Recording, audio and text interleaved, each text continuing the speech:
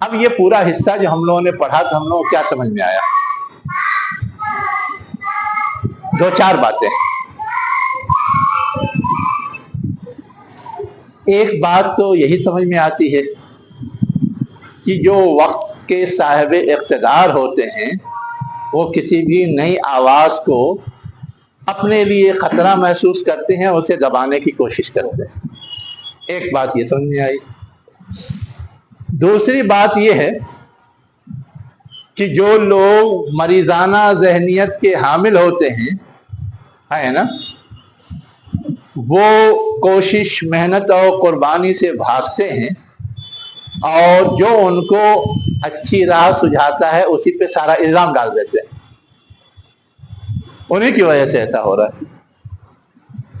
تیسری چیز جو سمجھ میں آتی ہے کہ اللہ تعالیٰ ان ساری صورتحال کو باقی نہیں رہنے دینا چاہتا، اس کی تبدیلی چاہتا، اس کے لیے رسول بھیجتا ہے نا. اور رسول کے آنے کے نتیجے میں تبدیلی یقیناً آتی ہے.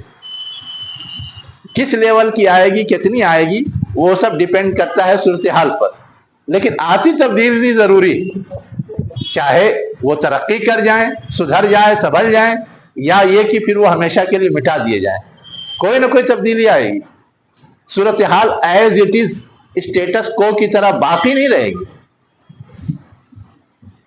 چوتھی چیز جو سمجھائی گئی ہے وہ یہ ہے کہ جو لوگ بگڑے ہوتے ہیں وہ آسانی سے سدھرتے نہیں، بڑا جتن کرنا پڑتا ہے، بڑی پتا ماری کرنی پڑتی ہے، اس کے بعد بھی سنبھل جائیں گے گارنٹی نہیں ہے.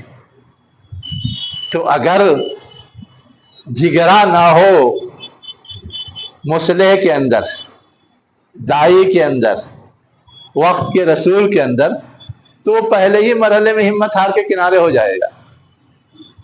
یہ جگرے والے لوگ ہی یہ کام کر سکتے ہیں.